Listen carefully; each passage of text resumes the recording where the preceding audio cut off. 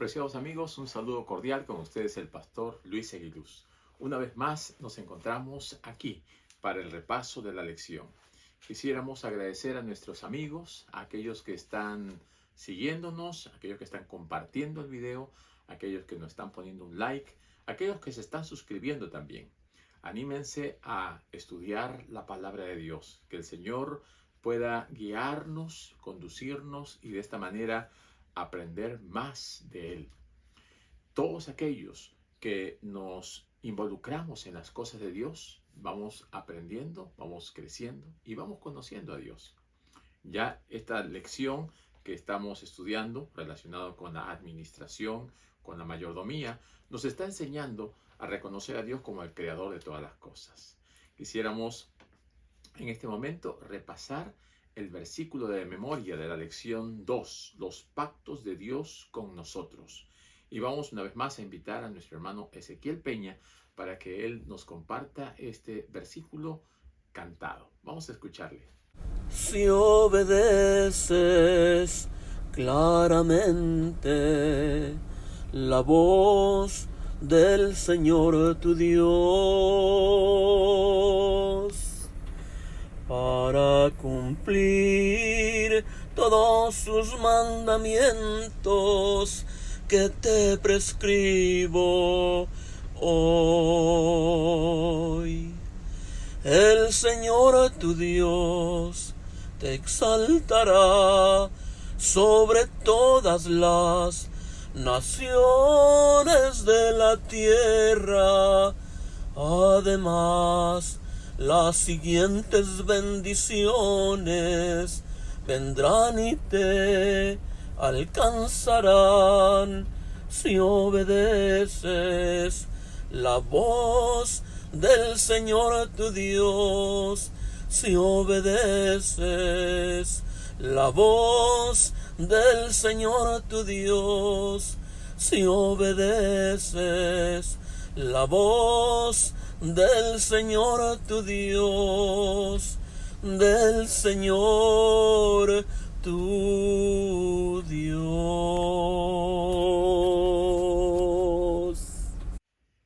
Qué hermoso versículo, ¿verdad? Deuteronomio 28, 1 y 2. Si obedeces cabalmente la voz del Señor tu Dios, para cumplir todos sus mandamientos que te prescribo hoy, el Señor tu Dios te exaltará sobre todas las naciones de la tierra. Además, las siguientes bendiciones vendrán y te alcanzarán si obedecieres la voz del Señor tu Dios. El Señor siempre ha querido tener un acercamiento con sus criaturas. Después del pecado ya hemos tenido una división, una separación. Esa relación estrecha y de amor se quebró por causa del pecado, la desobediencia que entró a este mundo. Pero el Señor no quedó sin hacer nada. El Señor proveyó un plan para salvarnos de la ruina, del pecado, de la muerte y destrucción. Ese plan está basado en la entrega de Jesucristo en este mundo para que nosotros podamos alcanzar el perdón y la salvación. Para esto el Señor ha hecho una y otra vez pactos.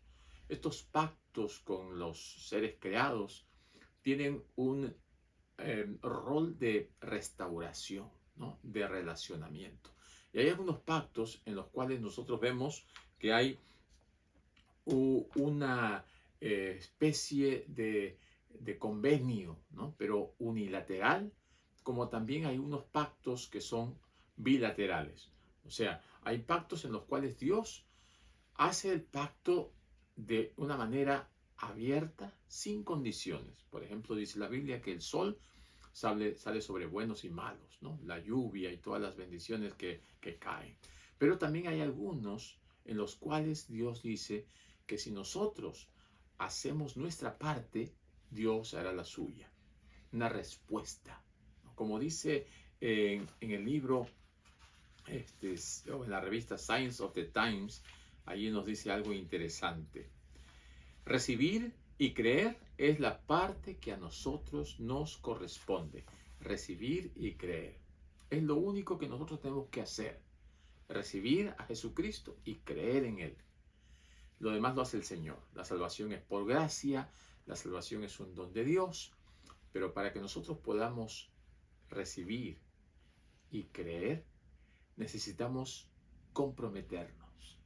Ese compromiso con Dios requiere una entrega total, una obediencia cabal. Y la lección nos lleva a este punto. Nos dice que los pactos que Dios realiza con nosotros es para que nosotros los cumplamos. Dios cumple su parte, pero el hombre es el que falla.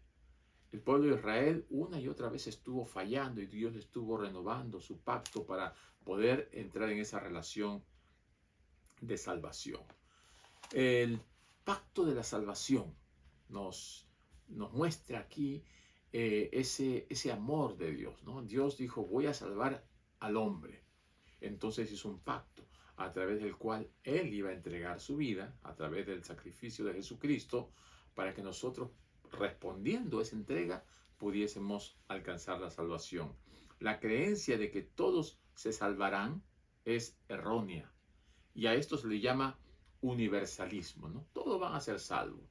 Podemos vivir como querramos. No hay compromiso, no hay entrega a Dios, no hay nada que nos vincule con Dios. Pensamos que vamos a ser salvos porque sí, y eso no es correcto. De esta manera muchos están recorriendo el camino de la destrucción y de la muerte, consciente o inconscientemente. ¿Por qué? Porque no quieren acercarse a Dios, no quieren entregar su vida a Dios. Vamos a ver algunos versículos, porque la palabra de Dios nos muestra que el don de la salvación en Jesucristo tiene una ampliación que a veces nosotros no la percibimos. Vamos a ver Primera de Juan, capítulo 5 y versículo 13. Primera de Juan 5:13. Dice, estas cosas os he escrito a vosotros que creéis en el nombre del Hijo de Dios, para que sepáis que tenéis vida eterna y para que creáis en el nombre del Hijo de Dios. En este versículo encontramos algunos aspectos importantes. Miremos, dice aquí, para que creáis. Uno de los aspectos importantes de nuestra relación con Dios es el creer. Porque si no creemos, entonces de nada sirve nuestro acercamiento a Dios. El que se acerca a Dios tiene que creer que existe, creer que Él está allí. Segundo lugar, para que sepáis que tenéis vida eterna. O sea, el conocimiento de Jesucristo nos lleva a aceptar lo que Él nos ofrece. ¿Y qué nos ofrece el Señor? Vida eterna. ¿Y qué más dice? Y para que esta vida eterna la aceptemos cuando creamos en el nombre de nuestro Señor Jesucristo, porque es el nombre dado a todos en el cual podemos encontrar la salvación, porque no hay otro nombre dado a los hombres en quien podamos ser salvos. El nombre de Jesucristo es poderoso. Ahora, vamos a ver otro versículo. Vamos a ir a nuestras Biblias y vamos a ir al libro de San Mateo, capítulo 10 y versículo 22. Dice, y seréis aborrecidos de todos por causa de mi nombre, mas el que persevere hasta el fin, este será salvo. Seréis aborrecidos, seréis separados de mí, seréis buscados de una manera inapropiada, ¿no? Para hacernos daño, pero dice, hay que perseverar, no hay que desanimarnos, hay que mantenernos firmes en nuestra fe, en lo que hemos aceptado del Señor, aunque lo demás nos aborrezcan, pero el que persevere, el que se mantenga hasta el final, será salvo. La salvación es un regalo, viene por gracia. Ahora otro texto aquí en el libro de San Juan, Evangelio según San Juan, capítulo 6 y versículo 29. Vamos a leer juntos. Juan 6, 29. Dice así. Respondiendo Jesús le dijo, esta es la obra de Dios, que creáis en el que Él ha enviado. La obra de Dios es la salvación. Es el misterio más grande y más maravilloso que pueda haber. La salvación de la raza humana caída. Pero esto depende de nuestra aceptación. Dios no nos puede salvar contra nuestra voluntad. Dios va a salvar a aquellos que quieran ser salvos. Y para querer ser salvos tenemos que aceptar a Jesús, entregarnos a Él y aceptar a Jesucristo como nuestro Salvador personal.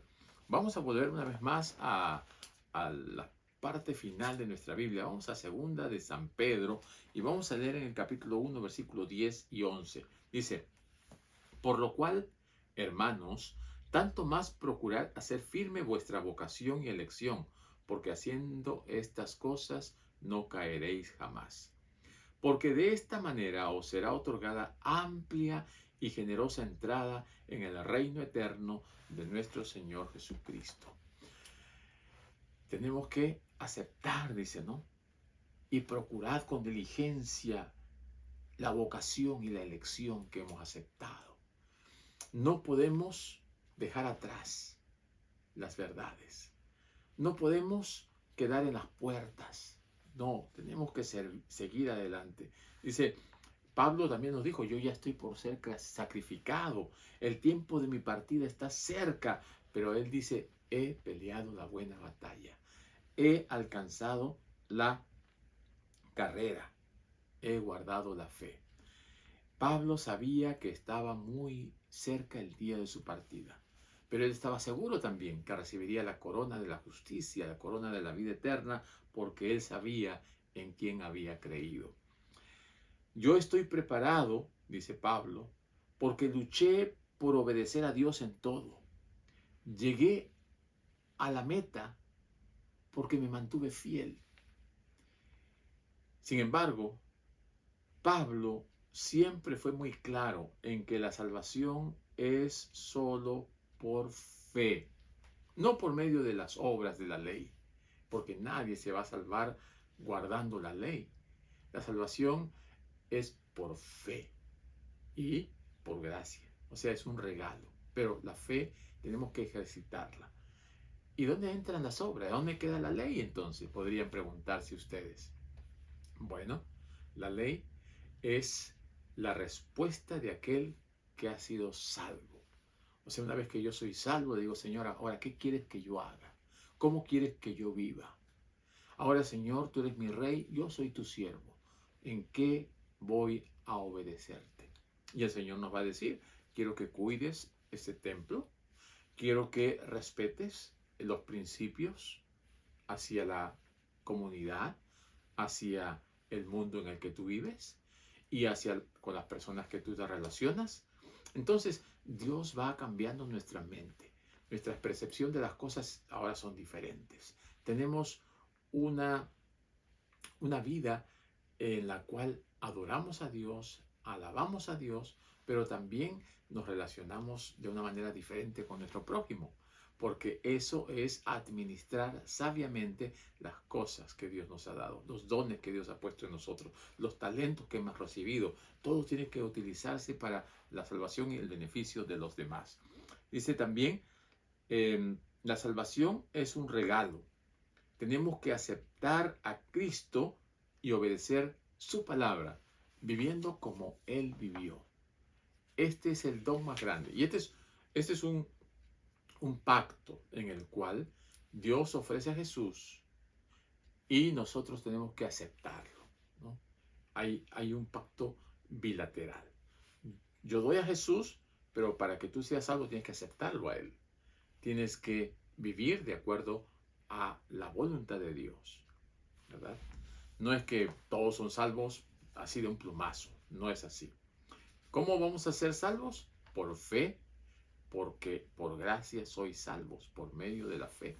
No es algo que yo haga. No hay nada, no hay ningún mérito, no hay nada bueno en mí. Pero una vez que el Señor me acepta, porque he venido con todo mi corazón y me he entregado de todo corazón, entonces el Señor me dice ahora, si me amáis, guardad mis mandamientos. Y allí es donde entra la siguiente parte. Dios dio los mandamientos para que nosotros vivamos en armonía con los principios del reino de Dios. Porque Satanás había distorsionado el carácter de Dios. Satanás había presentado la ley como una norma de exigencia extrema, como que nadie la puede cumplir, como que nadie la puede guardar. Bueno, después del pecado ya es casi imposible guardar la ley, pero sí se puede con la ayuda de Dios. Ezequiel nos dice, ¿no?, que Él pondrá su espíritu en nosotros para que podamos guardar la ley, para que podamos obedecer la ley de Dios.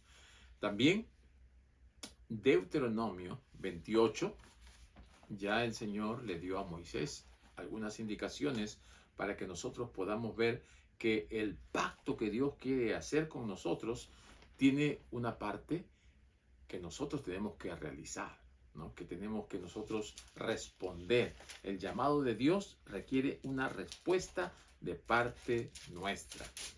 Deuteronomio 28, 1 al 14 dice lo siguiente: acontecerá que si oyeres atentamente la voz de Jehová tu Dios para guardar y poner por obra todos sus mandamientos que yo te prescribo hoy, Jehová también, tu Dios, te exaltará sobre todas las naciones de la tierra. Y vendrán sobre ti todas estas bendiciones, y te alcanzarán si oyereis la voz de Jehová tu Dios. Bendito serás tú en la ciudad, y bendito tú en el campo. Bendito el fruto de tu vientre, y el fruto de tu tierra, y el fruto de tus bestias, la cría de tus vacas y los rebaños de tus ovejas. Bendita serán tu canasta y tu arteza de amasar. Bendito serás en tu entrar, y bendito en tu salir. Y Jehová derrotará a tus enemigos, a aquellos que se levanten contra ti. Por un camino saldrán contra ti, y por 7 caminos huirán de delante de ti. Jehová te enviará su bendición sobre tus graneros y sobre todo aquello en que pusiese tu mano, y te bendecirá en la tierra que Jehová tu Dios te da, y te confirmará Jehová por pueblo suyo, como te lo ha jurado, cuando guardéis los mandamientos de Jehová tu Dios y anduviereis en sus caminos. Y verán todos los pueblos de la tierra que el nombre de Jehová es invocado sobre ti, y te temerán. Y te hará Jehová sobreabundar en bienes, en el fruto de tu vientre, y en el fruto de tu bestia, y en el fruto de tu tierra, en el país de Jehová que juró a tus padres que te habría de dar. Te abrirá Jehová su buen tesoro, el cielo, para enviar la lluvia a tu tierra en su tiempo, y para bendecir toda obra de tus manos, y prestarás a muchas naciones, y tú no pedirás prestado. Te pondrá Jehová por cabeza y no por cola, y estarás encima solamente, y no estarás debajo, si obedeciereis los mandamientos de Jehová tu Dios, que yo te ordeno hoy, para que los guardes y los cumplas. Y si no te apartares de todas las palabras que yo te mando hoy, ni a diestra ni a siniestra, para ir tras dioses ajenos y servirles. Aquí el texto bíblico nos presenta de una manera clara lo que Dios quiere de nosotros. ¿Qué es lo que Dios exige? Obediencia, fidelidad, lealtad. Que nosotros sigamos sus preceptos, sus palabras, sus indicaciones. Y si nosotros vivimos de acuerdo con estos principios, vamos a tener bendición, porque Dios va a ser nuestro paraguas, Dios va a ser nuestro amparo, nuestra fortaleza. Dios tiene en mente bendiciones maravillosas para sus hijos, pero si obedecemos. Porque si desobedecemos, estamos nosotros haciendo nuestra voluntad y no la de Dios. Estas bendiciones y promesas no eran incondicionales, debían aceptarlas y recibirlas y actuar en consecuencia, o sea, responder a ese llamado de Dios. Deuteronomio 30 dice: porque la palabra está muy cerca de ti, en tu boca y en tu corazón, para que las cumplas. O sea, podemos nosotros obedecer la palabra de Dios. Sí, podemos, pero tenemos que estar cerca de Dios, tenemos que pedir su ayuda, su bendición y caminar de acuerdo a la palabra de Dios. ¿Hay obediencia? Hay bendición. ¿Hay desobediencia? Hay maldición. Es de acuerdo a nuestra propia elección, a nuestra propia decisión. El libro de Proverbios presenta la bendición de la sabiduría, ¿no?, en contraposición con la necedad. O sea, aquel que sigue a Dios es sabio, aquel que lo desprecia es necio. ¿Dónde vamos a poner nuestra prioridad? Es la pregunta que tenemos que hacernos. Dios nos pide que lo pongamos a Él en primer lugar, que Él sea nuestra prioridad, nuestro número uno. Y de esta manera, cuando nosotros manejemos nuestras posesiones y todas las cosas que el Señor nos da, tendremos la bendición de Dios. Si lo ponemos a Él en primer lugar, el resto será bendecido por Dios. Pero mis amigos, mis hermanos, esto es lo que pasa hoy en día. Nos estamos olvidando de poner a Dios en primer lugar. Le estamos poniendo cualquier cosa menos a Dios. Y esto es algo que está trayendo consecuencias negativas. Muchos de los hijos de Dios hoy en día no tienen bendiciones. Y cuando hablo de bendiciones no me refiero única y exclusivamente a las cosas materiales. La bendición más grande es la bendición espiritual. La bendición de tener a Dios en nuestro corazón. Caminar de acuerdo a los principios de Dios. Lo demás viene por añadidura. Lo demás viene como un regalo, ¿verdad? Pero buscad primeramente el reino de Dios y su justicia y lo demás vendrá por añadidura. Tenemos nosotros que poner a Dios en primer lugar. Ese debe ser nuestra meta. Dios es nuestro creador. Dios también es nuestro sustentador, o sea que nos mantiene. Gracias a Dios tenemos el aire, tenemos el agua, tenemos el alimento, cae la lluvia, tenemos el sol. Dios sostiene su creación. Así que aparte de creador, en el cual dio inicio a todo este sistema de cosas, el Señor sustenta, el Señor sostiene esa creación, pero también el Señor es el Redentor. ¿Qué significa esto? Significa que el Señor nos ha comprado con un precio altísimo para que podamos ser salvos. Antiguamente a los esclavos, ¿no?, solo se los compraba. Este acto de comprar esclavos era llamado redención, ¿no? Era redimido un esclavo cuando alguien iba y lo compraba. Y ahora ya el dueño, nuevo dueño, podía liberarlo, podía darle un tipo de vida diferente, porque ya era de su propiedad. Y muchos compraban esclavos para liberarlos, para darles libertad. Es lo que utiliza la Biblia para mostrarnos a nosotros que nosotros éramos esclavos del pecado y Jesucristo vino a pagar el precio, nos compró con un precio altísimo para que ahora nosotros podamos ser libres del pecado, pero ahora pertenecemos al Señor porque Él nos compró, Él nos redimió. Cuando nosotros estamos en los caminos del Señor, todas las cosas que hacemos van a contar con su bendición. No es que esto lo hago con la bendición de Dios y esto no. Todo tiene que estar bendecido por el Señor. Todo cuanto hacemos tiene que honrar a Dios, honrar al Señor. La buena administración es algo que el Señor nos llama a realizar. Buena administración, pero también una planificación cuidadosa. Y por último, una responsabilidad financiera de alto nivel. El Señor quiere que nosotros prosperemos, pero la prosperidad viene en relación directa con nuestra actitud frente a las cosas que Dios nos da. ¿Cómo vamos a administrar lo que el Señor nos da? ¿Cómo vamos a planificar las cosas que tenemos que realizar? ¿Y cómo vamos a manejar financieramente todos estos asuntos? Cuando nosotros ponemos en unión estos tres aspectos, la bendición de Dios va a venir. La fidelidad a la que Dios nos llama es principalmente ser responsables por lo que Él nos ha dado. Ahora, el Señor quiere que también nosotros devolvamos aquello que Él nos pide que devolvamos. Hablamos aquí directamente con respecto al diezmo, ¿no? Dios nos dice, yo te voy a dar muchas bendiciones, pero hay una parte que me corresponde. No es que Dios necesite eso. Dios es dueño de todo. Lo que Él quiere es que nosotros aprendamos a vivir con desprendimiento, sin egoísmo, ¿no? Y una forma que Dios tiene de curar el egoísmo es a través del diezmo.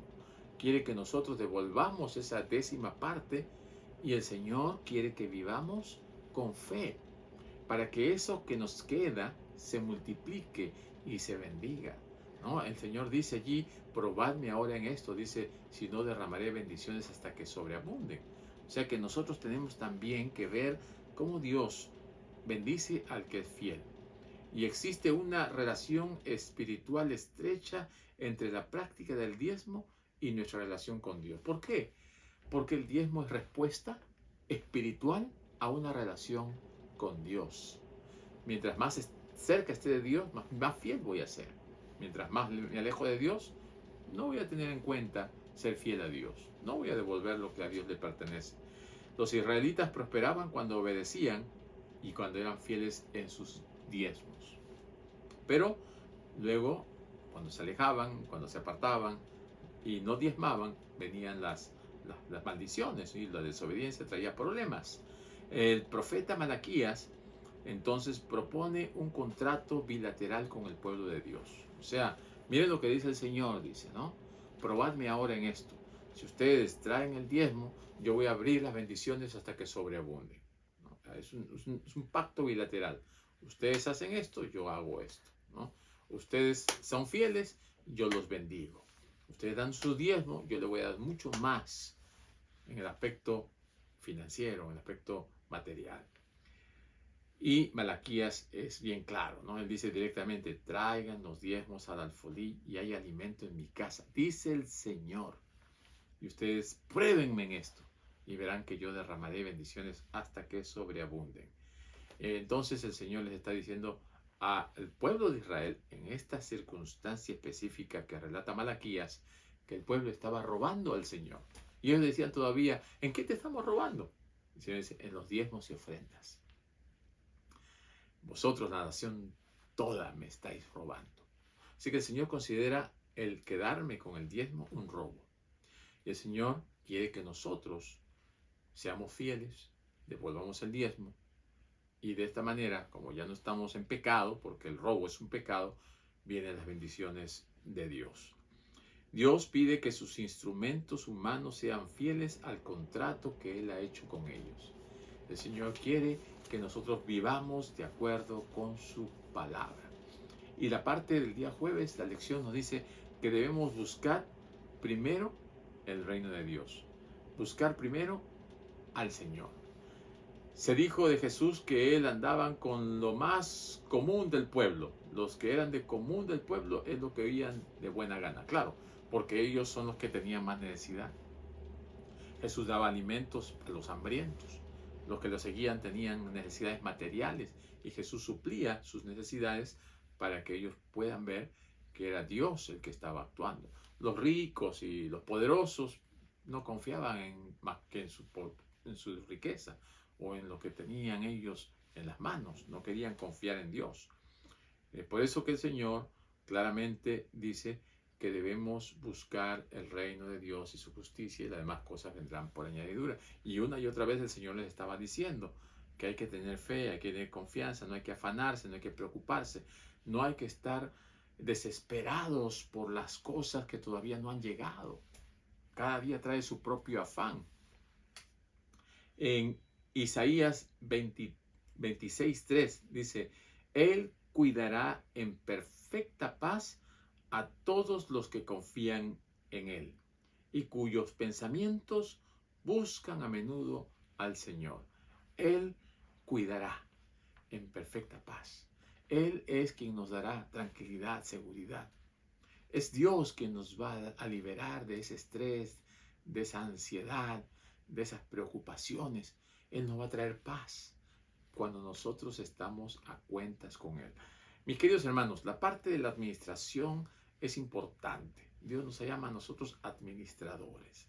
Administradores de muchas cosas que pone en nuestras manos. La principal de todas ellas es nuestra propia vida. Y nosotros tenemos que ayudar al Señor a compartir las buenas nuevas, a llevar el Evangelio a los que no conocen. Pero para hacer eso, primero nosotros tenemos que recibir el Evangelio, aceptar el Evangelio para compartir. No podemos dar lo que no tenemos, no podemos dar lo que nosotros no hemos recibido. Así que primero tenemos que recibir a Jesús. Tenemos que alimentarnos de su palabra para poder también nosotros proyectar esto a los demás. Primera de Juan 1:9 dice, si confesamos nuestros pecados, Él es fiel y justo para perdonar nuestros pecados y limpiarnos de toda maldad. Así que el pecado es lo que nos contamina. El pecado es lo que nos destruye. Dios odia el pecado, pero ama al pecador. Dios no quiere que nosotros estemos involucrados en una vida pecaminosa. Dios quiere que nosotros estemos a cuentas con Él, que estemos en armonía con Él. Y en 2 de Crónicas 7:14 dice, si se humillare mi pueblo y buscare mi rostro y se convirtiere de sus malos caminos, yo oiré y perdonaré y sanaré a mi pueblo. Mis queridos hermanos, ¿qué es lo que quiere el Señor? Dice, oírnos, perdonarnos, sanarnos, pero para eso tenemos que humillarnos delante del Señor. Tenemos que ir y buscar su rostro, buscar estar a cuentas con Él. Debemos elegir seguir a Dios de manera voluntaria, de manera intencional.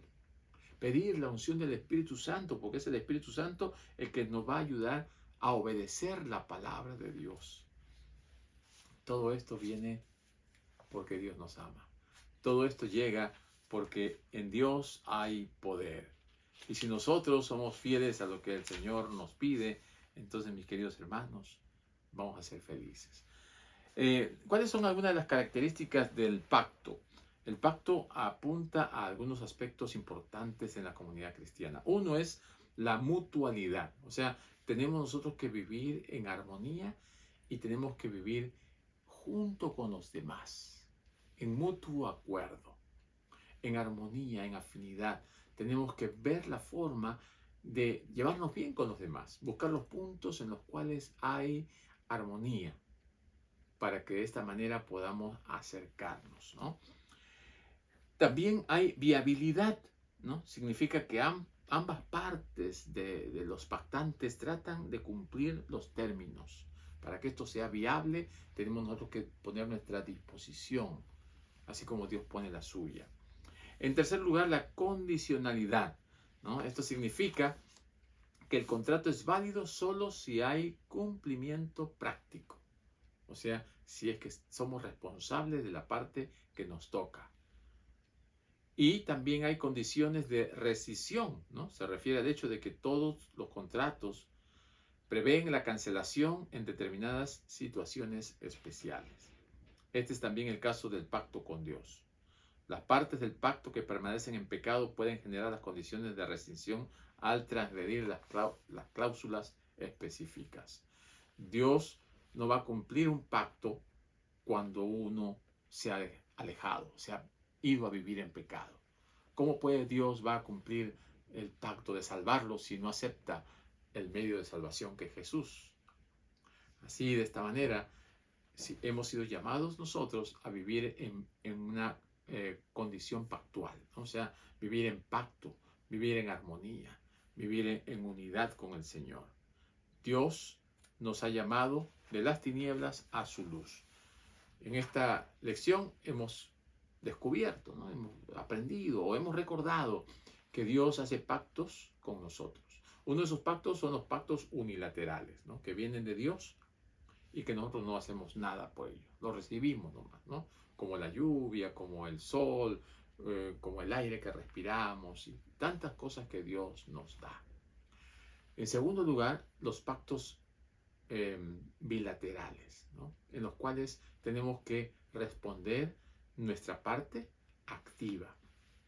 Dios nos pone a Jesús, nosotros tenemos que aceptar a Jesús. Dios nos dice, ahí está el día sábado, nosotros respetamos el día sábado. Hay un pacto en el cual podemos vivir en armonía con nuestro Dios y con nuestro prójimo, ¿no? Dice también ahí, el diezmo es la parte que Dios nos pide y nosotros devolvemos la parte que a nosotros nos toca. Así que cuando nosotros somos fieles, Dios es fiel.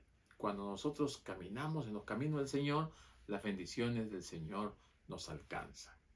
Así que, mis queridos hermanos, hay muchas preguntas con respecto al diezmo.